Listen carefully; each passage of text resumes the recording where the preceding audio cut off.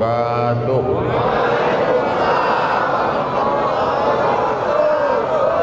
Alhamdulillahi rabbil alamin.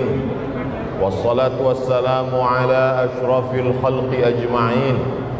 Sayyidina wa maulana wa syafi'ina wa zuhrina wa qurrati a'yunina Muhammadin wa ala alihi wa sahbihi wa man da'a bi da'watihi wa istanna bi sunnatihi ila yaumi liqa'i rabbih. Subhanaka la ilma lana illa ma 'allamtana innaka antal alimul hakim. Rabbi shrah li sadri wa yassir li amri wa hlul 'uqdatam min lisani yafqahu qawli. Pakai dua, Pak. Pak Ustaz ulang boleh?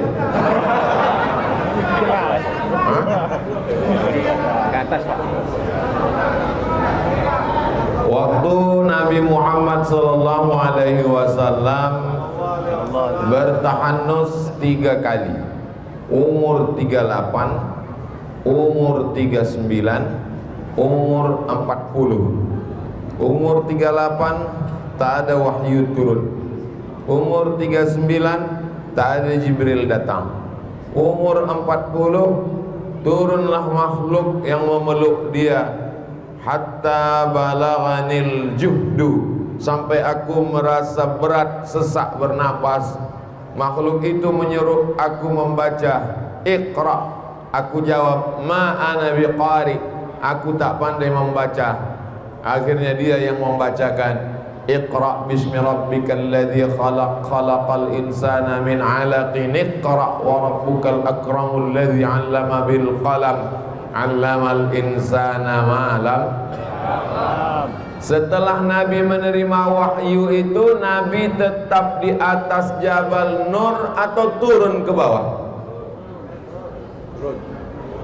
Memang kalau sedang pakai masker ini payah menjawab memang. Setelah Nabi menerima wahyu itu, dia tetap berada di Jabal Nur atau turun ke bawah? Turun. Kenapa Nabi turun ke bawah? Karena Islam mengajarkan kita berjamaah. Jadi kalau ada orang sekarang pandai baca Quran, mengaku umat Nabi Muhammad SAW, tapi hidup sendirian berada di atas Jabal Nur, tak mau jumpa tetangga, tidak datang ke masjid, maka sesungguhnya dia bukan umat Nabi Muhammad SAW. Karena alaikum bisunnati, ikuti sunnahku. Qul, katakanlah, in kuntum tuhibbunallah, kalau kamu cinta kepada Allah, fattabi'uni, ikuti aku. Apanya diikut? Semuanya. Di antara yang diikut adalah Nabi berjamaah. Makanya kita disebut dengan ahlus sunnah wal jamaah. Walaupun sebetulnya kalau sudah disebut ahlus sunnah pasti berjamaah. Karena kata Nabi, alaikum bil jamaah, hendaklah kalian berjamaah. Iyyakum wal furqah, jangan kamu berpecah belah. Man syazza syazza finnar, siapa yang sendirian maka sendirian masuk neraka. Jadi jomblo-jomblo masuk neraka karena sendirian. Maka mesti berjamaah. Kenapa kita mesti berjamaah? Karena nabi-nabi yang hebat-hebat, Nabi Musa alaihissalam, dipukulkannya tongkatnya, fanfajarat min uthnata asyrata aina, memancar 12 mata air. Dipukulkannya tongkatnya, terbelah laut merah, qattaudil azim, seperti gunung yang tinggi kanan dan kiri, lewat Nabi Musa. Tapi doa Nabi Musa, Rabbi syrahli sadri wa yassirli amri wahlul 'uqdatan min lisani yafqahu qawli waj'al li waziran min ahli, berikanlah aku seorang penolong, Harun akhi, Harun Nabi Musa tidak sendirian, Nabi berjamaah. Doa berjamaah lebih makbul. Qad ujibat da'watukuma, doa kalian berdua dikabulkan Allah. Kuma, bukan qad ujibat da'wataka, da'watuka, enggak.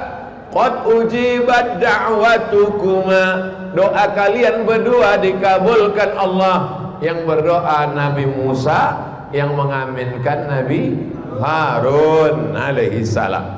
Nabi Isa alaihi salam. Nabi Isa yubri'ul akmaha wal abrasa, menyembuhkan orang buta, orang tuli, orang lumpuh biiznillah, wa yuhyil mauta, menghidupkan orang mati biiznillah. Tapi ketika dia menegakkan agama Allah tidak sendirian. Wa idz qala Isa ibn Maryam, ingatlah ketika Isa anak Maryam berkata lil hawariyin, kepada murid-muridnya Hawariyun, man ansari ilallah, siapa yang menolong aku menegakkan agama Allah? Qalal hawariyun, murid-muridnya berkata nahnu ansarullah, kami akan menolong agama Allah. Nabi Musa begitu hebatnya berjamaah, Nabi Isa begitu hebatnya berjamaah, Nabi Muhammad sallallahu alaihi wasallam, kalau Allah mau, innama amruhu idza arada syai'an yaqulu lahu kun fayakun, tapi tidak dipakai, maka dia berjamaah. Ada yang tua bijaksana, Abu Bakar Siddiq. Ada yang muda gagah perkasa, Umar bin Khattab. Ada yang muda cerdas luar biasa, Ali bin Abi Thalib. Ada yang muda kaya raya, Utsman bin Affan. Ada perempuan berjihad luar biasa, Asma binti Abi Bakar, sampai naik ke atas. Posisikan dirimu. Aku tua Pak Ustaz, Abu Bakar. Aku muda cerdas, Ali. Aku muda bertenaga, Umar. Aku banyak duit, Utsman. Aku susah tapi rajin belajar, Abu Hurairah, Abu Darda. Aku tak mau mengajar, tak mau belajar melawan, Abu Lahab. Jadi kita ini tinggal memilih saja, mesti berjamaah. Makanya innallaha yuhibbul ladzina yuqatiluna fi sabilihi shaffa.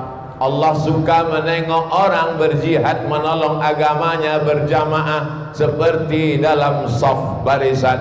Ka'annahum bunyanum marsus, seperti satu bangunan yang saling mengokohkan. Kubah sebagai tanda. Kubah apa itu? Kubah masjid di atas puncak bukit. Tak bisa kubah tegak berdiri kalau tak ada tiang, dan tiang tidak akan kokoh kalau tak ada pondasi, dan dia akan tumbang kalau tidak ada dinding. Saling menguatkan, saling membesarkan, saling menolong. Wa ta'awanu 'alal birri wat taqwa, tolong menolong dalam kebaikan dan ketakwaan. Wa la ta'awanu 'alal itsmi wal 'udwan, jangan tolong menolong dalam buat dosa dan permusuhan. Alhamdulillah malam ini kita sedang berjamaah. Jadi siapa yang selama ini ragu-ragu berjamaah, maka sesungguhnya dengan kajian malam ini mudah-mudahan hilang keraguannya, insyaallah. Adapun orang yang sudah berjamaah, maka semakin yakin dia dan istiqomah. Ini anak-anak muda banyak saya tengok hadir malam ini. Lautan kan ku seberangi, bukit kan ku daki, masjid ku lewati. Apa ini? Mesti berjamaah. Hayya 'alas salat.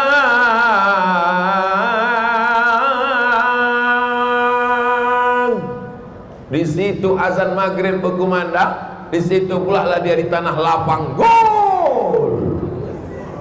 Memangnya nanti kau mati buat bola. Oleh sebab itu yang sudah berjamaah. Tapi Abdul Somad ini kan menceramahi orang yang sudah berjamaah.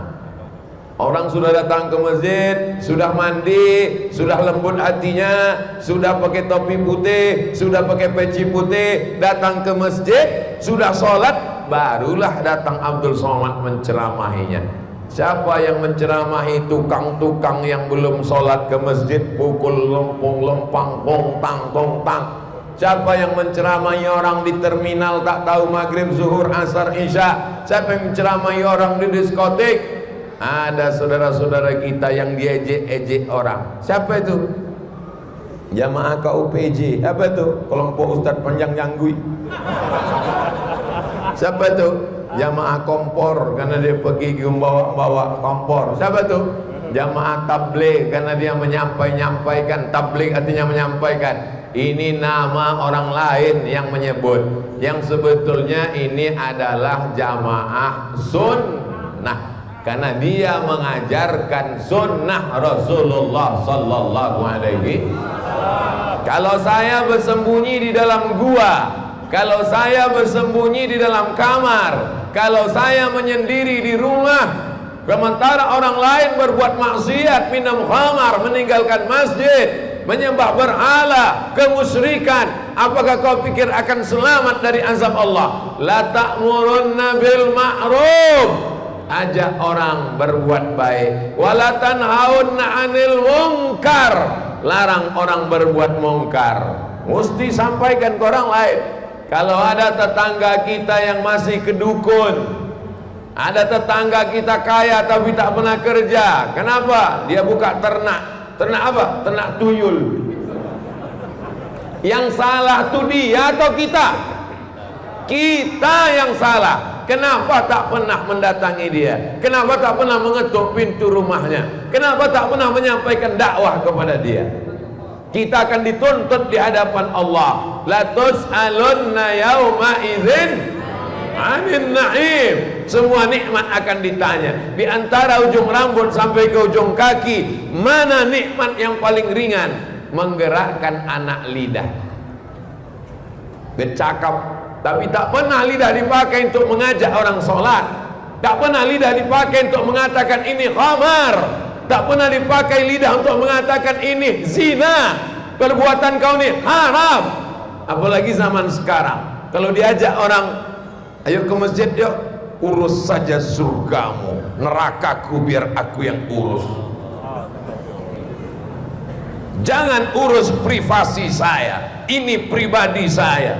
Orang yang lemah imannya, lemah argumentasinya, langsung terdiam dan kalah. Padahal kalau dia mau menjawab, memang yang berzina kau, memang yang mencuri kau, memang yang minum khamar kau, duitnya duit kau, mobilnya mobil kau. Tapi kalau azab Allah datang, sesungguhnya dia tidak memilih-milih. Aku pun kena juga, bodoh. Kuntum khaira ummah, kamu umat yang paling baik. Dari mulai Adam, Idris, Nuh, Ishak, Yakub, Zakaria, Yahya, Sulaiman, Isa, Daud. Kuntum khaira ummah, kamu umat yang paling baik. Kamu umat paling baik bukan karena kamu ke Makkah bolak-balik haji dan umrah, bukan. Kuntum khaira ummah, kamu umat yang paling baik. Kapan?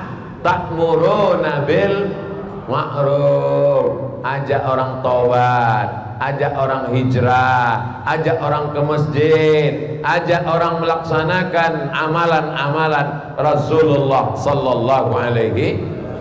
Banyak saya dapat kertas-kertas tanya jawab, tak terhitung entah berapa kali.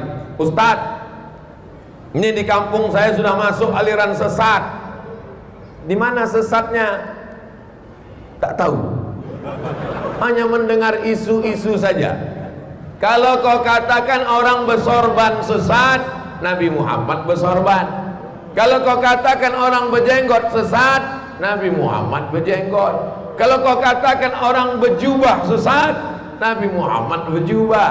Kalau kau katakan ada orang mengetuk pintu mengajak sholat sesat, amar ma'ruf nahi mungkar adalah inti ajaran Islam. Gimana letak sesatnya? Itulah Pak Ustaz, aku pun tak tahu. In ja'akum fasiqun, kalau datang orang fasik, orang tidak betul, orang tak benar, sudah tahu itu haram dikerjakannya juga, tak mau tahu dengan dakwah, binaba'in, bawa berita, fatabayyanu, klarifikasi. Jangan termakan isu. Kalau mau makan, makanlah sup tunjang, gulai kacupek, gulai paku. Jangan memakan isu. Ini penting dijelaskan kepada masyarakat di zaman sekarang, karena kalau diharapkan ceramah dari Ustadz Abdul Somad, paling-paling setahun sekali datang ke Kepulauan Riau, itu pun berbagi-bagi kabupaten. Siapa yang akan menyampaikan dakwah ini? Tapi saya tidak SAG Pak Ustadz, tapi saya tak tamat pesantren Pak Ustadz, tapi saya tidak MA doktor profesor Pak Ustadz. Itu mengajar, berfatwa, fikih, mesti orang berilmu. Adapun mengajak orang sholat, mengajak orang ke masjid, mengajak orang mengikut ajaran Rasulullah Sallallahu Alaihi Wasallam, tidak disyaratkan mesti kiai, profesor, doktor, insinyur. Yang penting dia asyhadu an la ilaha illallah wa asyhadu anna muhammadan. Nanti di akhirat Abdul Somad belum tentu lebih mulia daripada yang duduk di lantai, daripada Abdul Somad yang duduk di atas kursi. Boleh jadi duduk di kursi, di kamera, ditengok mata semua memandang, ada riyaknya, ada sum'ahnya, ada takburnya, ada sombongnya. La yadkhulul jannah, tak masuk surga. Man kana fi qalbihi, siapa yang dalam hatinya mithqala habbatin min khardalin, sebesar biji sawi, min kibrin, sombong aku. Sekarang siapa yang paling sombong? Abdul Somad lah. Ini lama-lama kalau duduk di sini tak turun-turun jadi Fir'aun.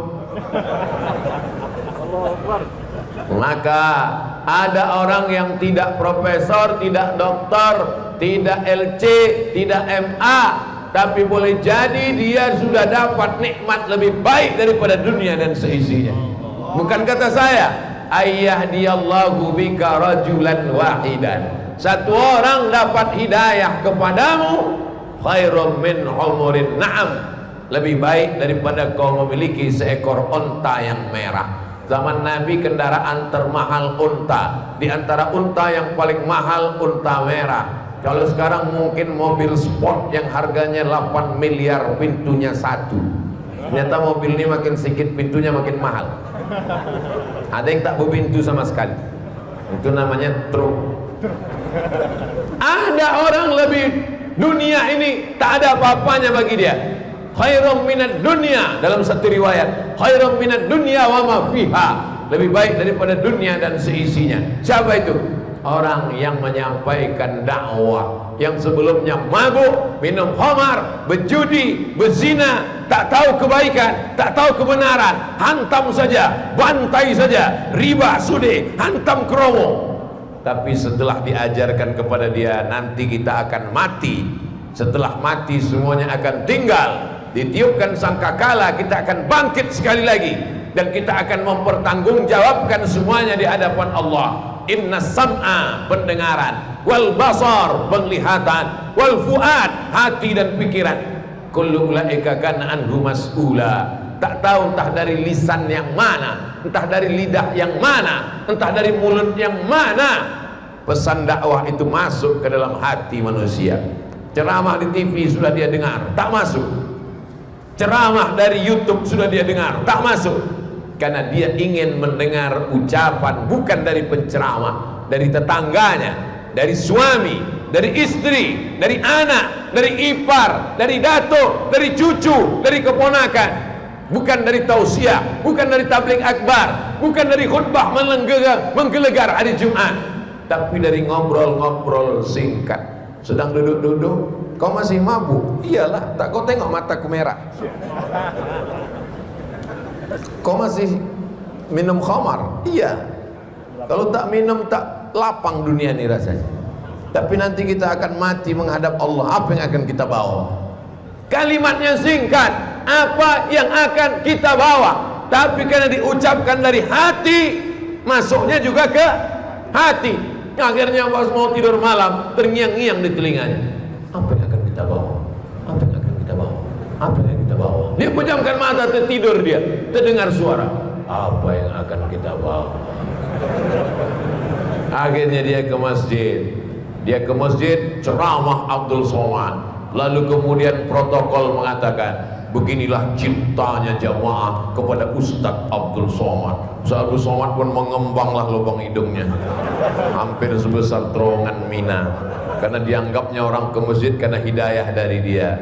Padahal kata malaikat, bukan dari kau Abdul Somad, tapi ada dari orang yang mungkin ilmunya tak seberapa, tapi nilai jihadnya membuat setan lari tunggang langgang. Kenapa ketika azan dikumandangkan, Allahu Akbar, Allahu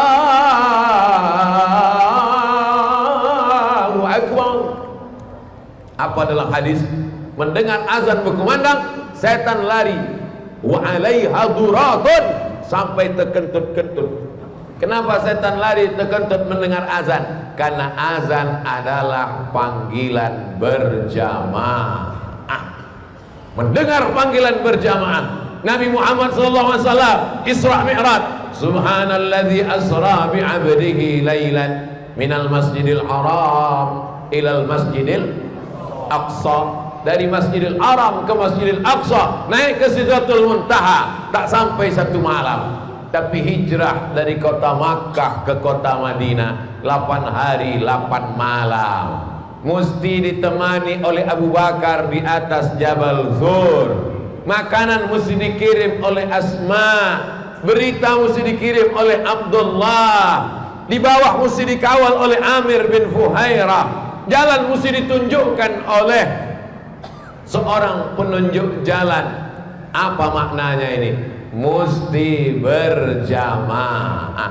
Termasuklah Abdul Somad malam ini bisa menyampaikan tausiah menggelegar suaranya. Ini karena ada jamaah yang berbaik hati, dibawakannya lah mikrofon yang mantap nih. Coba ini tak hidup tadi, Assalamualaikum. Tapi begitu datang ini, baru dua-duanya dipakai. Lama udah saya berceramah, baru inilah pakai dua-duanya. Satu di telinga, satu di mana, pegang terus. Kita tausiah sampai masuk waktu isya. Masuk waktu isya, stop tausiah, lanjut tanya jawab. Selesai itu kemudian Bapak Ibu sholat isya. Waktu Bapak sholat isya itu, disitulah saya pulang.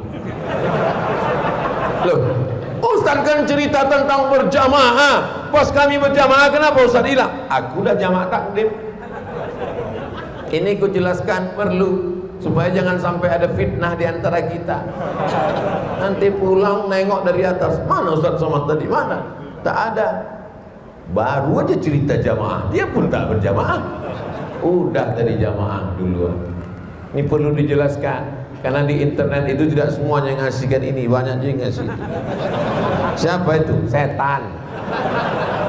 Doanya a'udzubillahi minasy syaitan. Tapi insya Allah kalau kita berjamaah, setan-setan lari tunggang langgang, lintang pukang. Malam ini berjamaah, bersemangat. Apa sulit bagi Allah Subhanahu wa taala untuk mendirikan sekolah tahfiz Quran? Innama amruhu idza arada syai'an ay yaqula lahu kun. Satu pulau bisa jadi emas. Sanggupkah Allah merubah satu pulau jadi emas? Dari bunyinya macam-macam ragu, macam-macam Bani Israel. Tak ada yang sulit bagi Allah. Kalau tak sulit bagi Allah merubah pulau jadi emas, kenapa tidak diselesaikannya sekolah tahfiz Quran kita? Allah ingin melihat kita berjamaah. Sulitkah bagi Allah mengirim malaikat? Mudah aja, kirim malaikat. Ada orang mencuri, langsung potong tangan. Begitu mencuri, langsung putus. Ada orang minum khamar, langsung putus lidahnya. Ada orang berzina, langsung putus. Allah ingin kita berjamaah. Itu yang diinginkan Allah. Allah itu di awal Al-Quran, di awal Al-Fatihah, tidak dia katakan Bismillahirrahmanirrahim Muntaqim, dengan nama Allah yang gagah perkasa dan menghukum. Tidak. Bismillahil Malikil Jabbar, dengan nama Allah Raja yang berkuasa. Tidak, tapi diawali dengan Bismillahirrahmanirrahim. Dia ingin kita berjamaah akan menurunkan rahmah. Alaikum bil jamaah, hendaklah kamu berjamaah. Kenapa? Dengan berjamaah turun rahmah.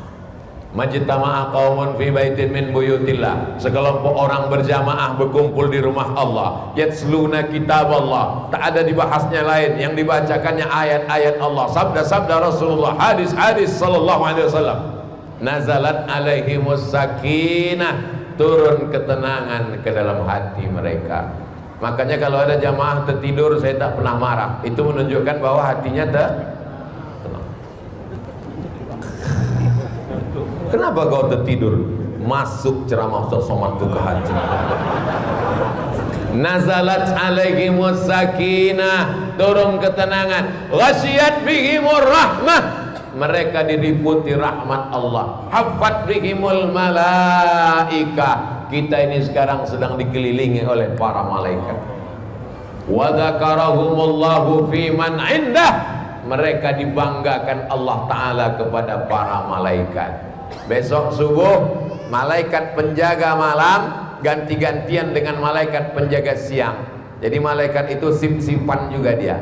Ketemunya waktu sholat subuh. Siapa yang besok sholat subuh berjamaah, sholat bersama malaikat. Aku tadi di masjid. Kenapa? Sholat sama gubernur. Bangganya bukan main. Di mana gubernur? Dia paling depan, aku paling belakang. Bangganya bukan main. Sholat subuh kau berjamaah, kau bukan sholat sama gubernur, kau bukan sholat sama bupati, kau bukan sholat sama wali kota, kau bukan sholat sama DPD, DPR, DPR RI, tapi kau sholat bersama para malaikat. Makanya kata Nabi, lau ya'lamuna ma fil atamati was subhi, seandainya mereka tahu keutamaan sholat subuh dan sholat isya berjamaah, la atauhuma habwan, mereka akan datang walaupun merangkak mereka akan datang sholat berjamaah. Sekarang orang tidak bisa berkomunikasi di tengah banyaknya alat telekomunikasi. Manusia ini memang aneh. Yang satu ngomong di TV ini, yang satu ngomong di TV ini, berkelahi dijadikan konten. Padahal kalau dia berjamaah di masjid, kumpul tinggal cerita. Apanya mau kau? Kan selesai kan? Yang satu ngomong di TV ini, bagi saya dia itu nggak ada apa-apanya, kecil aja. Yang satu pun lagi menantang, iya. Padahal kalau dijumpa kan, apa kabar? Coba kalau berjumpa dalam masjid, Assalamualaikum warahmatullah, Assalamualaikum warahmatullah. Mana tadi yang garang-garang betul di TV? Sini. Mana yang betul garang di YouTube tuh? Sini. Duduk kalian. Duduk. Mau dibawa kemana hubungan kalian? Selesai masalah dengan sholat berjamaah. Di tengah canggihnya telekomunikasi, ada orang yang salah informasi karena tidak berkomunikasi. Tak pernah ke masjid. Ke masjid cuma 2 kali. Pertama akad nikah, ketiga sakaratul maut. Itu pun imamnya baik pula. Apakah jenazah ini baik? Baik. Saya belum pernah saya bilang orang baik. Sampai sekarang belum pernah saya menjebak jamaah. Seumur-umur, nanti saya bilang 45, banyak yang tak percaya umur saya ini. Seumur-umur belum pernah saya tanya jamaah, apakah jenazah ini baik? Karena saya takut menjebak jamaah. Kesaksian palsu, mempersaksikan palsu, bohong. Orang tak pernah ke masjid, bertalu-talu panggilan tak pernah ke masjid. Pas sudah mati dikatakan baik. Apanya yang baik? Jangan jebak orang lain. Nahnu nahkumu bis-zawahir. Kita kan menilai zahirnya Pak Ustaz. Hati orang siapa yang tahu? Hati dia siapa yang tahu? Tapi dia tak ke masjid ni kita semua tahu. Biji mata kita menengok. Nabi kan mengatakan, saksikanlah dia tidak munafik karena dia datang sholat subuh. Tanda orang tak munafik sholat subuh. fit and proper test. Pemimpin-pemimpin mesti ke masjid. Tapi memang orang ke masjid, caleg-caleg, calon-calon apapun ke masjid kalau udah dekat pilkada sama pileg. Membawa jam dinding, foto dia pula ditempel. Untung tak ada jam yang mau foto kalau ada. Bukan itu. Berjamaahnya kita adalah tidak diartikan hanya sekedar sholat, tapi berjamaah dalam mengangkat pemimpin, berjamaah dalam membangun peradaban Islam, berjamaah mendirikan sekolah tahfiz Al-Quran. Yang punya tanah, kasih tanah. Tak ada tanah, semen. Tak ada semen, batu bata. Tak ada batu bata, kerikil. Tak ada batu kerikil, bakwan. Aku tak sanggup Pak Ustaz, tapi istriku ada membuat teh manis. Antarkan, bawakan. Pun juga tak ada. Datang tanya mereka, senyum. Apa kabar kalian semua? Sehat ya? Mudah-mudahan cepat selesai ya. Jangan bangunan sudah selesai, ngasih tanah tidak, ngasih semen tidak, ngasih batu bata tidak, ngasih kerikil tidak, ngasih pasir tidak. Bangunan sudah selesai baru datang. Ini nampaknya miring jangan. Ini kalau ada orang model begini, kalian antukkan kepalanya biar lurus otaknya segini. Jamaah yang dimuliakan Allah Subhanahu wa taala, orang yang tidak berjamaah maka sesungguhnya dia sudah merusak persatuan umat. Wa'tasimu bihablillah, berpegang teguhlah kamu kepada tali Allah. Talinya itu apa? Al-Quran dan Sunnah Rasulullah Sallallahu Alaihi Wasallam. Adapun masalah perbedaan-perbedaan yang tipis-tipis, khilafiyah, ini masalah khilafiyah. Jangan gara-gara masalah khilafiyah lalu kita jadikan langsung bid'ah. Karena sudah kau katakan bid'ah, berarti kau katakan dolalah. Kalau sudah kau katakan kepada saudaramu dolalah, berarti kau katakan dia finnar. Masalah maulid Nabi, masalah khilafiyah. Kalau kau setuju maulid Nabi, datang. Kalau tak setuju maulid Nabi, tak usah datang. Tapi jangan bid'ahkan orang. Karena Imam Ibnu Hajar Al-Asqalani Al-Hafiz hafal hadis 300.000 hadis.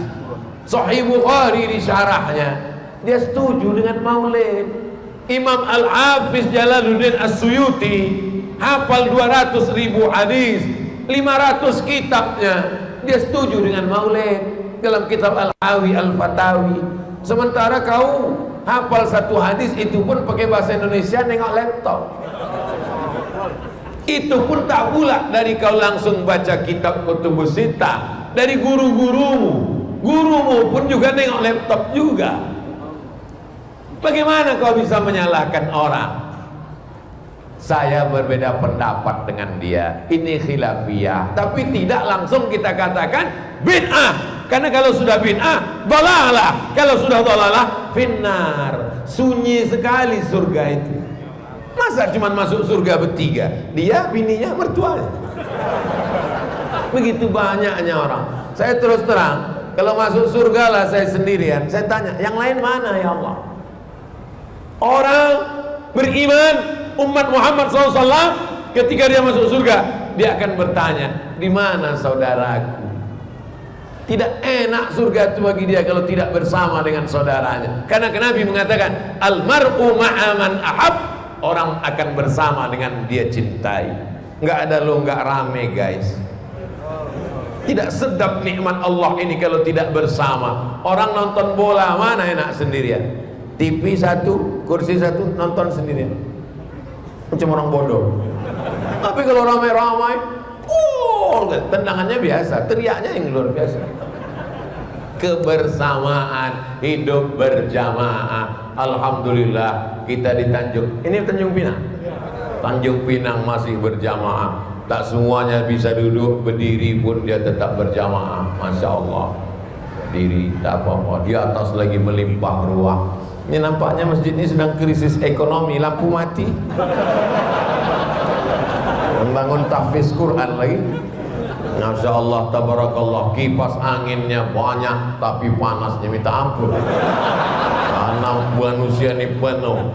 Yang saya bingung kan nanti sholat isya-nya macam mana lah ini. Yang sudah berjenggot, alhamdulillah. Yang belum tumbuh, beli kemiri gosok-gosokkan. Jangan saling mengejek. Karena kalau kalian ejek orang berjenggot, aku tengok kau sejak berjenggot ini macam kambing gitu. Tentu orang itu singgung. Apa kau bilang? Aku kambing. Kau tak berjenggot, anjing gitu. Berkelahi anjing sama kambing. Ketawa babi. Nggak, diam kau babi gitu. Habis, rusak dunia. Ini masalah khilafiyah. Tapi kalau berjenggot bagus, jangan hina. Kalau antara yang pakai celana sama pakai jubah berkelahi, yang ketawa yang berkolor. Mohon maaf, lancang cakap saya ini karena saya ceramah tidak pakai teks, apa yang keluar aja. Dan banyak orang mendoakan supaya saya salah ceramah. Banyak orang sedang mendengar ceramah. Kapan lah dia ini salah? Kapan? Tak pula salah-salah. Mana bisa salah didoakan begitu banyak umat Muhammad sallallahu alaihi wasallam. Pagi tadi habis sholat subuh langsung ke airport. Dari airport langsung ke Batam. Dari Batam langsung ke Penyengat. Dari Penyengat khutbah langsung pengajian bersama Bapak Sekda, Bapak Wakil Ketua DPRD Kepulauan Riau. Habis itu langsung kemari. Jadi kalau diperturutkan, banyaklah orang menengok, Ustaz sanggup tak tausiah nanti malam? Sanggup, tapi begitu sudah jamaah. Kenapa? Ada doa-doa jamaah.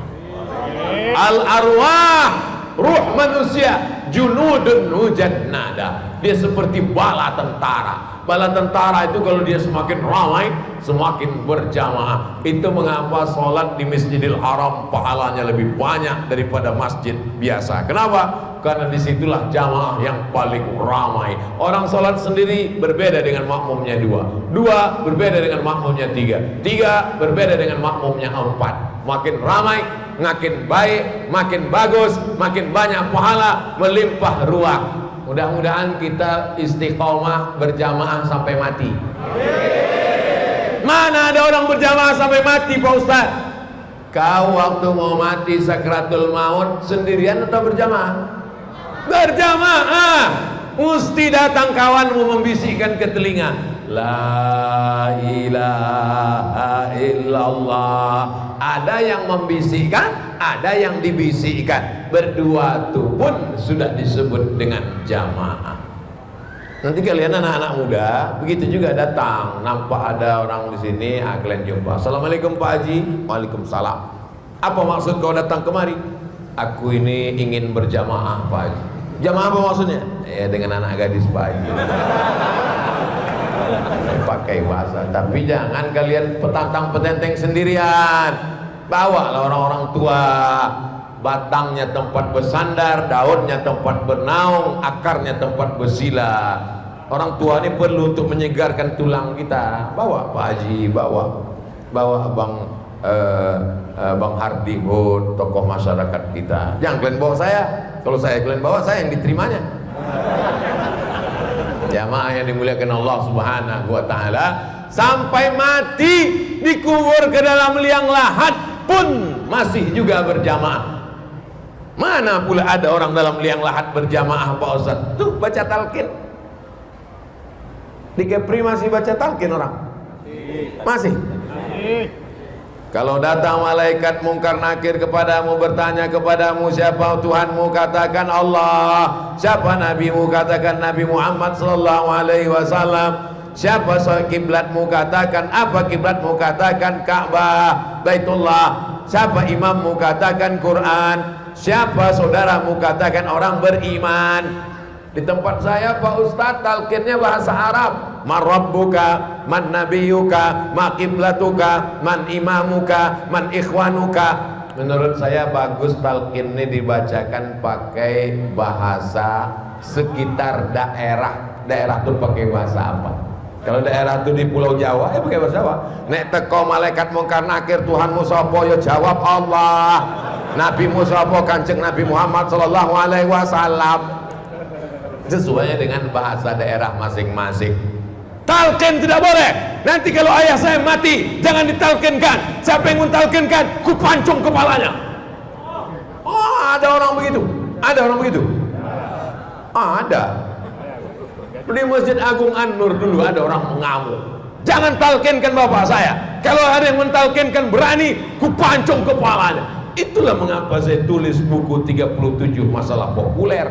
Gara-gara ada orang mau memancung gara-gara baca talqin. Saya jelaskan hadis-hadis tentang talqin, bahwa hadis tentang talqin mayat setelah dikubur diriwayatkan oleh Imam Abu Umamah Al-Bahili, sahabat Nabi, dan hadis itu kata Imam Ibnu Hajar Al-Asqalani adalah hadis sahih dalam kitab Talkhis Al-Habir. Hadisnya sahih. Jadi kalau tak setuju dengan talqin, jangan buat talqin, tapi jangan ejek orang bertalqin. Kau mau talqin, silakan. Aku tidak bertalqin karena aku tak setuju. Tapi jangan katakan talqin bid'ah. Kau sudah merusak ukhuwah, kau sudah merusak persatuan. Paham? Tapi jangan pula sakingkan semua harus kita persatukan. Kita mesti siap menerima perbedaan. Kau mabuk, ya mabuklah, tak apa-apa. Sebelum mabuk ucapkan bismillah. Ini pun tak betul. Sekarang kita sedang berhadapan dengan dua kelompok. Yang satu ekstrem kiri, semuanya boleh, yang penting bersaudara. Yang satu ekstrem kanan, hanya aku saja yang benar, selain daripada aku sesat, dolalah. Ini dua-duanya tak betul. Eka dan Eki, ekstrem kanan dan ekstrem kiri. Yang baik itu mana? Es krim. Siap menerima perbedaan. Nata'awan fi mattafaqna wa nata'adzar fi makhtalafna. Dalam masalah-masalah yang kita sepakati, mari kita berlapang, mari kita bekerja sama. Dalam hal yang kita berbeda, mari kita berlapang dada menerima perbedaan selama ada dalilnya, selama ada pendapat ulamanya, kita hormati selama masih la ilaha illallah Muhammadur Rasulullah. Alhamdulillah, ini tiang-tiang ini pakai nomor saya tengok 1, 2, 3, 4. Apalah maksudnya ini agaknya? Kalau boleh saya menduga-duga, mengagak-agak supaya jangan sampai jamaah di sini lebih banyak tiangnya daripada orangnya. Tapi insya Allah jamaah ini ramai semua insya Allah. Bapak Ibu yang dimuliakan Allah Subhanahu Wa Taala, berjamaah waktu lahir, berjamaah waktu nikah, apa namanya? Akikah, diundang orang ramai, dimasakkan daging untuk berjamaah. Sekarang banyak orang tak mau berjamaah waktu lahir. Anak Syanu lahir, langsung ambil handphone, selamat, semoga menjadi anak yang soleh. Langsung kawannya komen, amin, amin, amin, amin, amin. Berjamaah waktu nikah, kata Nabi, aulim walau wisatin, buat walimah kenduri walaupun seekor kambing. Orang Arab kalau seekor kambing itu undangannya 10 orang. Tempat kita 1 ayam bisa 1 RW, karena ayamnya dicincang, mutilasi. Kalau di Arab 1 ayam itu 4 orang, karena ayam potong 2, 1, 2 sayap, 2 paha, 4 orang cuman makan. Tempat kita ayam tuh hancur. Apa namanya? Cincang. Sudahlah halus, pedasnya minta ampun. Balik main ceret. Berjamaah waktu walimah. Ya Abdurrahman bin Auf. Abdurrahman bin Auf ada di tangannya min azari sufra, kuning-kuning tangannya. Kuning-kuning minyak za'faran. Minyak za'faran kuning tak hilang karena air. Tangan kau bekas minyak za'faran, itu tanda-tanda orang nikah itu, Abdurrahman bin Auf. Iya. Kenapa kau tak buat walimah? Aulim walau bisyatin. Buatlah kenduri, walaupun hanya motong 1 ekor kambing, 10 orang undangannya. Sekarang orang tak ada lagi berjamaah walimah. Adapun jamaah walimah kita tak berani datang. Kenapa? Lagunya kayak meracun, kucing garong, pulang-pulang berbadan 2. Gimana kita mau datang? Sholatnya berjamaah, tapi nikahnya jamaah batilah, batil. Menghadiri walimah sunnah. Tapi menghadiri maksiat haram. Kalau bertentangan antara maksiat dengan sunnah, tinggalkan maksiat. Darul mafasid muqaddam ala jalbil masalih. Menolak mudarat lebih diutamakan daripada meraih manfaat. Ini kalau tidak berjamaah. Kadang-kadang jamaah 4 orang lebih solid daripada jamaah sholat.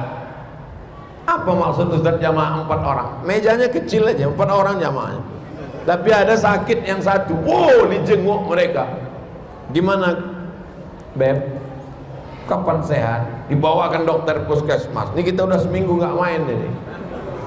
Tapi kalau jamaah masjidnya nggak datang-datang, tak mau tahu dia. Mau mati-matilah kau, mau pingsan-pingsan lah, bukan urusanku. Yang penting aku sholat, yang penting aku ke masjid. Egois. Laisa bil mu'min, tidak diakui sebagai orang beriman.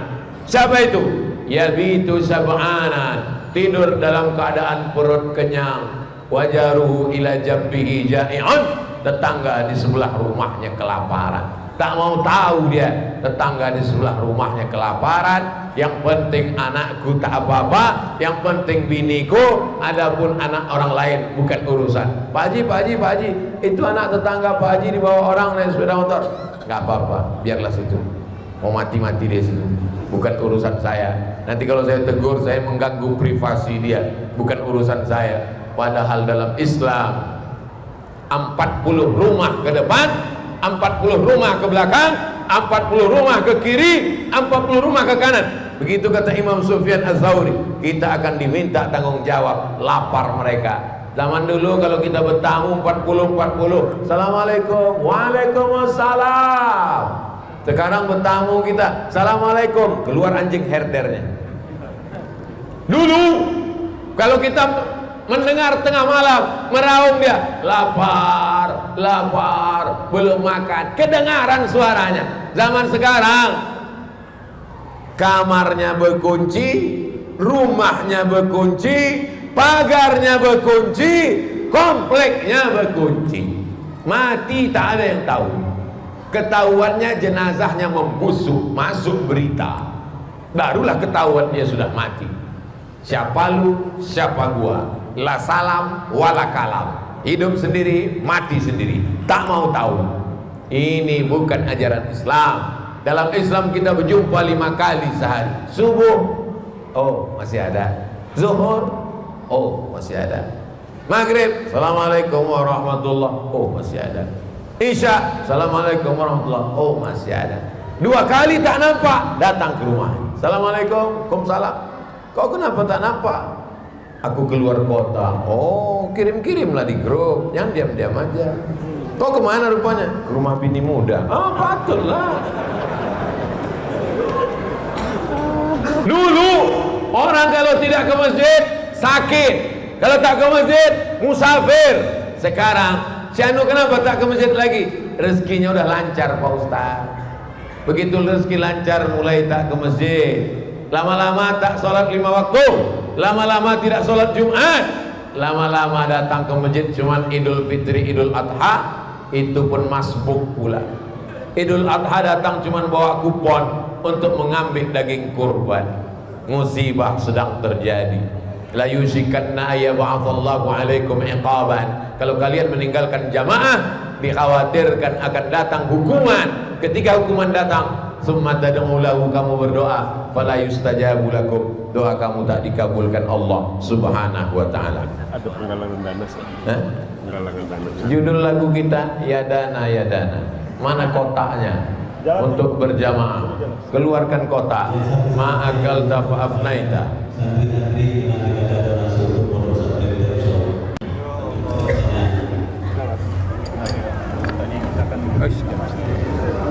Bismillah.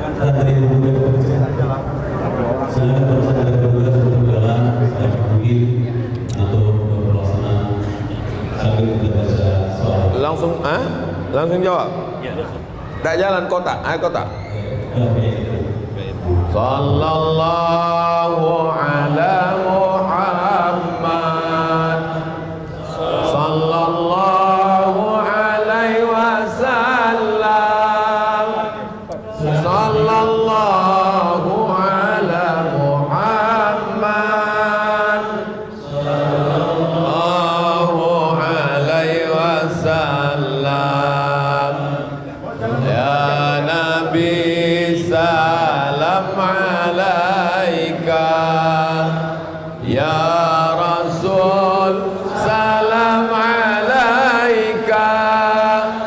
Ya Habibi salam alaika salawatullah alaika sallallahu ala Muhammad sallallahu alaihi wasallam sallallahu ala Muhammad sallallahu alaihi wasallam ya Nabi salam alaika ya Rasul salam alaika ya Habibi salam alaika salawatullah alaika. Gerak-gerak aja dulu. Salawatnya berhenti, duitnya jangan berhenti. Berikut ini saya jawab pertanyaan-pertanyaan. Assalamualaikum Ustaz. Waalaikumsalam warahmatullahi wabarakatuh. Saya seorang mu'allam. Orang tua saya sudah meninggal dalam keadaan tak Islam. Saya beramal niatnya untuk beliau. Apakah amal itu sampai Pak Ustaz? Maka nastighfaru Ibrahim li abihi illa am mau'idatin wa'adaha iyyah. Istighfar Ibrahim untuk ayahnya Azar yang tak beriman itu hanya sekedar janji saja. Falamma tabayyana lahu annahu aduwwun lillah, ketika sudah jelas baginya bahwa ayahnya itu tak beriman, tabarra'a minhu, maka dia melepaskan diri. Allah menegur Nabi Ibrahim karena mendoakan orang tua yang tak beriman. Jadi saudaraku yang mu'alaf, kalau mak ayahmu masih hidup, belikan dia pakaian paling bagus, berikan dia makanan paling enak. Jangan dia merasa kehilangan anak. Doakan pagi, petang, siang dan malam. Mudah-mudahan dia dapat hidayah bersyahadat sebelum mati. Kalau dia sudah meninggal dunia, maka katakan, ya Allah, ini hamba Engkau, kuserahkan dia kepada Engkau ya Allah. Titik, tak lebih tak kurang. Ini hamba Engkau, kuserahkan dia kepada Engkau ya Allah. Begitulah yang diajarkan. Karena kalau sampai kita melampau batas itu, Nabi Ibrahim dilarang Allah mendoakan orang tuanya yang tak beriman. Ini hamba Engkau ya Allah, kuserahkan dia kepada Engkau. Titik. Assalamualaikum warahmatullahi wabarakatuh Pak Ustaz. Waalaikumsalam warahmatullahi wabarakatuh. Kenapa niat sholat sunat tak ada kata mustaqbilal qiblah, sedangkan sholat wajib ada mustaqbilal qiblah? Saya tak pakai mustaqbilal qiblah. Usalli fardal maghribi salasa raka'atin adaan imaman lillahi ta'ala. Tak pakai mustaqbilal qiblah. Mustaqbilal qiblah tak mustaqbilal qiblah boleh dibaca pada sholat wajib, boleh dibaca pada sholat sunat. Yang penting sholatnya menghadap kiblat. Jadi kalau ada orang usolli fardal maghribi thalatha raka'atin adaan imaman lillahi ta'ala, sah. Usolli fardal maghribi thalatha raka'atin adaan ma'muman mustaqbilal qiblah, sah. Usolli sunnatan tahiyatal masjid raka'ataini mustaqbilal qiblah, sah. Mustaqbilal qiblah meyakinkan diri bahwa aku menghadap kiblat. Diucapkannya makin kuat, tak diucapkannya sah. Salat tak pakai usolli sah. Salat tak pakai niat tak sah. Memangnya usolli itu tidak niat? Usolli itu melafazkan niat. Niat itu letaknya dalam hati, tak berbunyi, tak bersuara. Tapi kalau kita tidak lafazkan usolli, hati kita berkata-kata. Allahu Akbar. Salat maghrib apa salat isya? 3 rakaat atau 4 rakaat? Jamaah takdim, jamaah takhir apa jamaah takdim? Qasar untuk menghilangkan was-was. Usolli fardal maghribi. Berapa rakaat? salasa rakaat. Ada apa qadha? Ada. Imam atau makmum? Makmuman. Menghadap kiblat atau menghadap mana? Mustaqbilal kiblat. Yang usolli bagus, yang tak usolli berniat dalam hati sah. Nah, jadi tentang masalah usolli tak usolli, jangan kelahi gara-gara usolli, karena sesama orang usolli tak usolli berkelahi, yang ketawa yang tak sembahyang.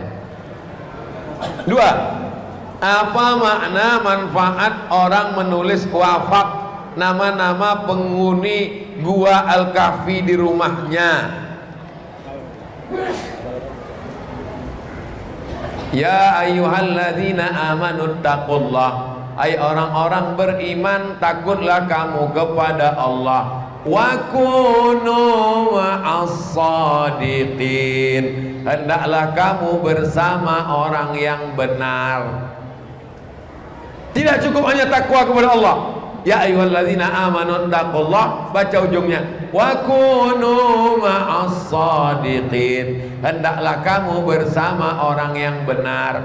Syekh Abdul Qadir Jilani orang benar, Bahauddin Naqsyabandi orang benar, Abul Hasan Asy-Syadzili orang benar, Ahmad At-Tijani orang benar, para habaib orang benar, orang Ashabul Kahfi orang benar. Siapa yang mengatakan Ashabul Kahfi itu orang benar? Baca dalam surat Al-Kahfi, innahum fityatun amanu bi rabbihim wa zidnahum huda. Mereka anak-anak muda yang beriman kepada Allah, kami tambah hidayah kepada mereka. Assalamualaikum Ustaz. Waalaikumsalam warahmatullahi wabarakatuh. Semoga kita dalam lindungan Allah SWT. Amin. Bolehkah memotong kuku selama dalam masa nifas, sementara kuku sudah mulai panjang dan masa nifas lama, lebih kurang 1 bulan? Nifas 40 hari. Kalau 40 hari tak berhenti juga, tambah 10 lagi. Malam mazhab Syafi'i nifas paling lama 60 hari. Lewat 60 hari tak berhenti, maka tetap sholat, tetap puasa, namanya istihadah. Saya ulang sekali lagi, nifas 40 hari tak berhenti, 60 hari. Lewat 60 hari tak berhenti, tetap sholat, tetap puasa, namanya istihadah. Syaratnya kalau dia berwudu setelah azan, Allahu Akbar, Allahu Akbar, berwudu, maaf cakap pakai pembalut, sholatlah. Jangan berwudu sebelum azan, karena menetes darahnya batal. Ini hukum tentang istihadah. Bagaimana dengan rambut dan kuku? Kalau dia keramas, rambutnya gugur, tak perlu rambut gugur itu dikumpulkannya, karena itu macam sampah saja. Tapi untuk memotong, tahan dulu, jangan potong rambut. Kalau rambut iyalah Pak Ustadz, tapi kalau kuku nih Pak Ustadz, kuku sudah mulai memanjang, al-khuruju minal khilafi aula. Sebagian mengatakan kalau dipotong, kukunya mesti disimpan, dibawanya waktu mandi besar. Sebagian mengatakan kalau sudah lebih dari batas wajar, maka dia sama dengan sampah yang mesti dibuang. Sebagian pendapat mengatakan maka kalau dia putus, bengkok, patah, tak perlu disimpan. 3 pendapat. Pendapat pertama, kalau dipotong, disimpan, nanti dibawa mandi waktu mandi besar, habis itu dibuang, ditanam ke tanah atau dibuang ke tong sampah. Yang kedua, kalau dia lebih dari batas kewajaran, dipotong karena dia sudah dianggap sebagai sampah berlebih. Yang ketiga, kalau dia putus atau dia bengkok atau dia patah, maka tidak disimpan, tidak dia bawa mandi waktu dia mandi, nanti mandi nifas, sudah dianggap boleh dipakai. Pendapat mana yang mau diyakini dari ketiga pendapat tadi? Wallahu a'lam bishawab. Ustadz Abdul Somad yang berbahagia, jarang-jarang orang membuat kalimat macam ini. Ini doa nih, amin. Apa hukumnya dalam pemilihan umum orang milih karena mendapatkan uang? Lama lagi 2024. Kenapa ditanya sekarang? Nanti 2024 akan ada pemilu serentak. Kalau para calonnya dari pusat sampai daerah menggunakan sistem uang, sepaket capres, calon DPR RI, DPR provinsi, apa mungkin pemilik modal kuasai negeri? Seperti jatuhnya tetangga kita, termasuk pencerahannya. Tolong Pak Ustadz, man ghasyana falaisa minna. Siapa yang menipu kita maka bukan golongan kita. Baik karena sogok, maka ar-rashi wal murtashi, la'ana Rasulullah SAW ar-rashi wal murtashi. Rasul SAW melaknat orang yang menyogok, orang yang menerima sogok. Kalau ada orang ngasih 5.000 jangan terima, 50.000 jangan, 5 juta istikharah. Ambil uangnya, jangan coblos orangnya. Setuju? Oh, berarti Ustadz ini banyak juga dapat duit dari pilkada-pilkada. Nggak, jangan kalian ambil duitnya. Jangan kasih makan anak ata duit subhan haram, rusak otaknya. Nasihatin, ubun-ubun, kazibatin, pembohong, khatiatin, penipu, buat dosa. Ubun-ubun, kenapa otaknya kotor? Karena darah dari jantung naik ke otak. Kenapa darahnya kotor? Karena nasi, dari sepiring nasi setetes darah dari duit haram. Jangan kasih anak bini duit haram subhan. Kalau dapat juga Pak Ustadz balikkan. Jangan beli suara kami dengan harga 50.000 ini, karena harga kami lebih mahal daripada ini. Tak bisa saya nolak Pak Ustadz, segan saya nolak. Ambil, serahkan ke pembangunan tahfiz Quran. Mudah-mudahan apa pula berkah. Mudah-mudahan selesai bangunannya, berkahnya tak tahu kita. Amal syariat hendak ke surga, amal hakikat mengenal diri kita. Janganlah bangga ilmu yang ada, barulah bertambah ilmu di dada. Mohon penjelasan Pak Ustadz. Tegak, ruku, sujud, tasyahud, i'tidal, salam, syariat. Hakikatnya tak putus mengingat Allah. La ilaha illallah, la ilaha illallah, la ilaha illallah. Ada zikir ismu zat Allah, Allah, Allah, Allah, Allah, Allah, Allah, Allah, Allah, Allah, Allah, Allah. Ada zikir napas, tarik, hembus Allah, tarik Allah, hembus Allah, tarik Allah, hembus Allah. Kalau tak putus 24.000 sehari semalam. Tak putus. Asal lupa ingat balik, asal lupa ingat balik. Hakikatnya adalah mengingat Allah. Tapi jangan dibalik. Kalau sudah berzikir tak sembahyang lagi. Tak betul. Kau tak sembahyang, kalian sembahyang cuma 5 menit. Aku sembahyangku sembahyang daim, tak putus. Sembahyang kalian di masjid itu sembahyang kulit-kulit aja tuh, syariat tuh. Aku sudah sampai kepada hakikat. As-syari'atu bila haqiqatin batilah, wal haqiqatu bila syari'atin atilah. Khalifah-khalifah, mursyid-mursyid tarekat Naqsabandiyah. Kemarin saya ditanya, Ustaz, katanya orang tarekat Naqsabandiyah tak baca Quran. Kau dari mana dapat? Pergi kalian ke Kudus. Di Kudus ada namanya sekolah Yambuk Al-Quran, mata air Al-Quran, qiraat bersanad sampai ke Nabi. Nama syekhnya dulu Mbah Arwani, Kiai Haji Syekh Arwani. Syekh Arwani hafal Quran, punya pondok tahfiz Quran, dan dia mursyid tarekat Naqsabandiyah. Pergi ke Turki, ada sekolah Sulaimaniyah. Sulaimaniyah ini sampai ke Eropa, sampai ke Amerika, sampai ke Afrika. Sampai bulan yang lalu saya meletakkan batu pertama Sulaimaniyah di Pematang Siantar.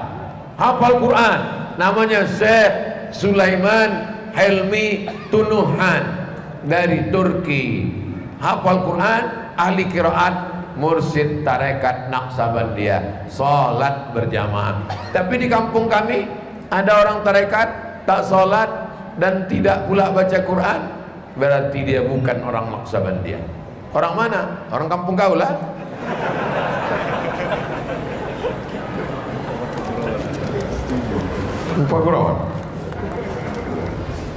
Assalamualaikum Ustaz. Waalaikumsalam.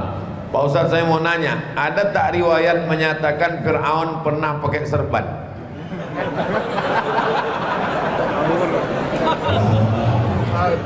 Sekarang saya tunjukkan gambar Fir'aun ya.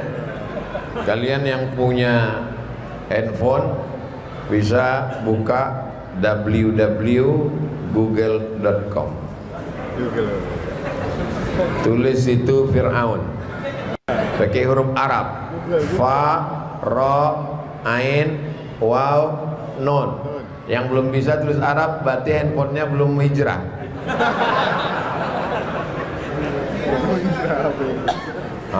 Nampak gambar Fir'aun? Tuh gambar Fir'aun. Fir'aun tuh topinya. Tak ada Fir'aun pakai sorban. Tuh topi Fir'aun. Tuh aja Fir'aun mumi. Ada Fir'aun pakai sorban. Ada Fir'aun. Yang Fir'aun pakai sorban tuh Fir'aun yang udah dapat hidayah. Dah jelas? Terakhir, saking tak adanya lagi kertas. Oh, ada lagi? Oke. Ustadz, saya hobi buka YouTube. Tulisan YouTube bukan YouTube. Tulisan YouTube YouTube. Anak geram dan marah Ustadz dibilang bohong, sesat oleh firqah itu. Apa perlu anak one by one? Tolong pencerahannya Ustadz. Kalau perbuatan antum dibid'ahkan orang, Maulid Nabi bid'ah, Isra Mi'raj bid'ah, Furuj bid'ah, Talqin bid'ah, Tarikat bid'ah, Besuluk bid'ah, jangan lawan pakai dalil, karena masing-masing punya kitab. Kalau mau kuat suara, maka suara yang punya mikrofon lah yang paling kuat. Kalau mau kuat-kuatan di medsos, maka yang punya channel YouTube lah yang paling kuat. Lalu bagaimana sikap kami Pak Ustadz? Buat saja Maulid bid'ah, Maulid bid'ah, Maulid bid'ah. Buat maulid 1 hari 3 kali sampai akhirnya dia capek. Bid'ah, bid'ah. Khuruj bid'ah, khuruj bid'ah, 3 hari bid'ah, 4 bulan bid'ah. Dua gendangnya. Kita capek, dia menang. Dia capek, kita menang. Jelas?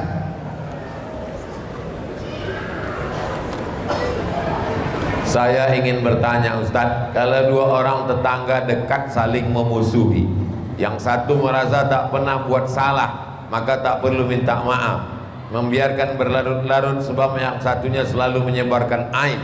Bagaimana mendamaikan keduanya agar kembali rukun? Sebagai pihak lain, kalau sudah mengajak perbaikan sudah cukup, saya dilakukan. Saya difitnah orang. Saya tidak mau datang ke rumahnya, karena kalau saya datang ke rumahnya nanti dikatakan saya melabrak, dan saya tidak juga mau dia panggil dia ke rumah saya. Nanti kalau saya panggil ke rumah saya, berarti saya sok gila hormat, sok hebat. Jadi bagaimana? Cari mediator, orang penengah yang tidak berpihak ke dia, yang ke kita. Bisa ke tokoh masyarakat, bisa ke alim ulama. Assalamualaikum Pak. Waalaikumsalam. Bapak ini kan tokoh yang dicari-cari di sini, di samping tokoh emas, tokoh bangunan. Ini orang ini memfitnah aku. Tolong hubungi dia. Aku siap. Aku ikut jadwal dia. Telepon dia. Assalamualaikum. Waalaikumsalam. Ini Ustaz Somad mau ngajak tabayun. Bisa nggak? Nggak ada waktu, sibuk. Padahal kalau cerita sibuk, aku lah lebih sibuk lagi. Tak bisa sekali, 2 kali. Hubungi lagi. Bisa apa tidak? Bisa. Tanggal berapa? Tanggal sekian. Jam berapa? Jam 8 pagi. Datang saya jam 8 pagi. Tidak bawa orang, tak bawa pengawal, sendiri datang. Gitu kalau kita mau berdamai. Ini bukan mau kelahi. Datang. Tunggu jam 8. Mana orangnya Pak? Telepon. Assalamualaikum. Waalaikumsalam. Ini Ustaz Somad udah datang. Gak perlu jumpa sama Somad. Kalau udah 2 kali dia tidak juga berhenti, baru kita bertindak. Buat pernyataan. Kalau kau tetap memfitnah aku juga lagi, ku BAP kau ke Polda. Maaf ada, tapi hukum juga ada. As-sinnu bisinni. Kalau dipatahkannya gigimu, patahkan juga gigi dia. Al-ainu bil aini. Kalau dicucuknya matamu, cucuk juga mata dia. An-nafsu bin nafsi. Dihilangkannya nyawamu, hilangkan juga nyawa dia. Faman afa wa aslaha. Siapa yang mau memaafkan? Tapi kadang kalau kita maafkan, dipijak orang kepala kita. Ada orang barat membuat percobaan. Satu orang artis mencoba untuk diam. Diam aja. Pertama orang memegang pipinya, membelai rambutnya. Lama-lama mulai orang mencubit, menarik rambut. Lama-lama ditolak orang. Artinya kalau kita diam, lama-lama kita dipijak orang. Maka dalam Islam ada akhlak, ada maaf, ada tabayun.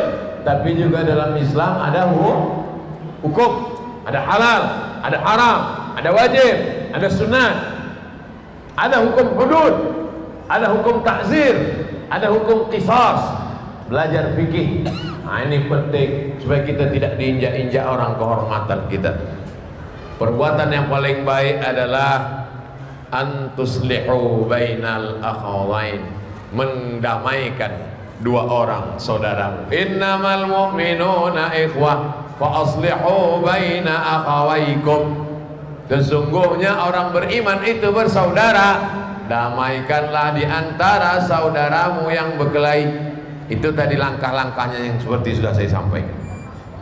Assalamualaikum Ustaz. Waalaikumsalam. Mohon pencerahannya Ustaz. Berarti berawan. Bagaimana hukumnya istri menggugat suami? Karena suami sudah beberapa kali selingkuh, sudah dimaafkan berulang kali.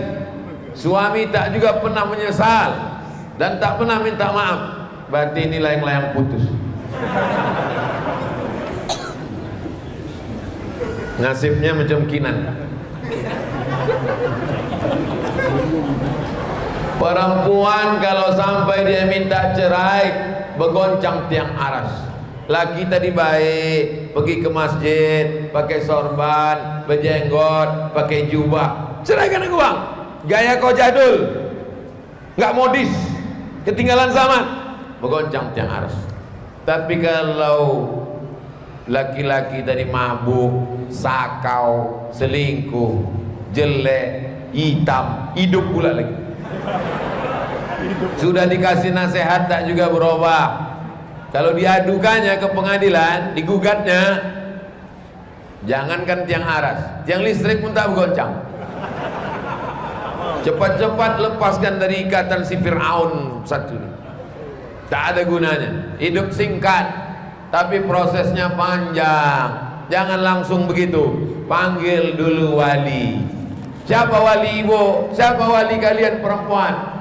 Ayah atau abang, adik laki-laki, abang ayah, adik ayah. Kumpulkan wali ini, panggil dia. Setan sini kau. Keponakan kami ini bukan jumpa kau di tong sampah. Kau kan dulu datang meminangnya kemari. Sekarang kau selingkuh, sekarang kau berzina. Enak aja kau, kehormatannya kau tinggalkan. Berhenti kau. Pilihannya dua, kau berhenti selingkuh, aku berhenti bernapas. Bukan ibu menasihati. Ini banyak sekarang perempuan tak mau melibatkan keluarga. Mentang-mentang udah ngaji, pulang dia dipanggilnya lakinya. Sini bang. Ya ayyuhalladzina kafaru. Gak bisa begitu. Ibu mesti libatkan orang lain. Karena dia sudah menganggap ibu upil kecil, tak ada apa-apanya. Tapi kalau sudah tak juga dapat jalan, mentok, damai tak juga bisa, nasihat tak juga masuk, maka ingat, kalau kau mati lakimu tak ikut. Selamatkan akidahmu, selamatkan amalmu, selamatkan dirimu, karena hidup singkat. Untuk apa kau lama-lama sama hantu genderuwo sudil bolong nyiblorong? Mati menghadap Allah. Walaqad ji'tumuna furada kama khalaqnakum awwala marrah. Tapi melalui proses yang panjang. Kaki saya sudah dipotong, amputasi bawah lutut. Apakah kaki yang dipotong harus dibasuh ketika berwudu? Idza qumtum ila sholati faghsilu wujuhakum, basuh wajah, wa aydiyakum ilal marafiq, tangan sampai siku, wamsahu bi ru'usikum. Jadi kalau maaf cakap putusnya sampai di sini, nauzubillah, maka yang dibasuh hanya sampai ke sini. Tapi kalau putusnya di sini, maka tak perlu dibasuh ketiak. Bukan seukuran itu dibasuh kemana? Tidak. Wa arjulakum ilal ka'bain, basuhlah kaki sampai mata kaki. Maaf, putus di sini, siram nih sampai mata kaki. Putus ini tidak dibasuh sepanjang itu, karena tidak ada anggota yang mau disapu, itu tak ada. Yang diwajibkan untuk disiram, disapu, diusap itu tak ada, maka gugur kewajibannya. Sama macam syarat berdiri, sehat itu tak ada, maka boleh dia duduk. Syarat duduk itu tak ada, boleh dia berbaring. Berbaring miring itu tak ada, maka boleh dia telentang. Telentang itu tak ada, matanya tak berkedip. Hidup itu tak ada, tak wajib sholat sama sekali. Kalau tak ada dia, maka tak wajib. Tak ada, mati dah. Apakah saya masih wajib puasa Ramadan? Maaf cakap, kaki putus, perut tak ada hubungan. Maaf. Jadi saudaraku yang kena amputasi, yang boleh tak puasa tuh, wa 'alal ladzina yutiqunahu, orang yang tak sanggup puasa, tua renta 70-80 tak sanggup puasa. Asal jam 8 menggigil. Diabetes akut, gula darah akut, itu pun tak juga bisa puasa. Buah pinggang sudah dicabut, operasi, itu pun tak juga puasa. Fidyatun ta'amu miskin, bayar fidyah. Adapun yang tak terkait dengan penyakit berat, amputasi, maka tetap puasa. Selama sanggup puasa, maka tetap wajib puasa. Assalamualaikum Pak Ustaz. Waalaikumsalam warahmatullahi wabarakatuh. Saya mau tanya, saya ini seorang homo, saya ingin sekali sembuh. Saya sholat zikir terus, tapi mengapa selalu apabila saya sendiri di waktu kosong, jiwa keinginan bangkit? Mohon Ustadz apabila ada amalan atau apapun ayat Al-Quran yang dapat. Yang pertama, batinnya diruqyah, karena ada dulu Ustadz di Pekanbaru meruqyah orang yang LGBT, akhirnya sehat. Rupanya dia diganggu setan homo. Rupanya jin itu ada juga, jin LGBT. Di Masjid Al-Falah, di Masjid Al-Falah ada tempat ruqyah. Di ruqyah keluar jinnya, sehat. Lalu kemudian dia mesti berjamaah dan mengisi waktu, tak boleh kosong, mesti berjamaah. Di masjid berjamaah, di kantor berjamaah dengan orang, maka dia mesti menikah supaya disembuhkan. Terus pengajian, terus disehatkan, mengubah pola hidup, tinggalkan pergaulan, grup-grup, chat-chat, kawan-kawan yang LGBT, yang homo-homo nih, dan ini menular. Homoseksual, lesbi, bisek, LGBT ini ternyata menular. Kenapa demikian? Itulah mengapa banyak artis-artis, fotomodel yang awalnya laki-laki lama-lama melambai. Perancang busana, koreografer, penari berubah orientasi seksualnya. Negara yang tidak, masyarakatnya tak mau tahu, tak mengontrol, itu lebih banyak kecenderungan untuk jadi homo. Thailand, orang tak mau tahu, terserah kalau mau jadi apa. Ada pula Miss Lady Boy, mukanya lady, kakinya boy. Oleh sebab itu maka zikir, ikut berjamaah, ikut tarekat, terus berjamaah, menikah, maka insya Allah Allah berikan kesembuhan. Di akhir majelis kita sama berdoa, mudah-mudahan yang sakit disembuhkan Allah, yang belum berjodoh diberikan jodoh baik-baik, yang belum punya anak dikasih anak soleh solehah, dijadikan kita istiqomah iman dan Islam, hati kita condong beramal soleh. Ala hazihi niyah al-Fatihah.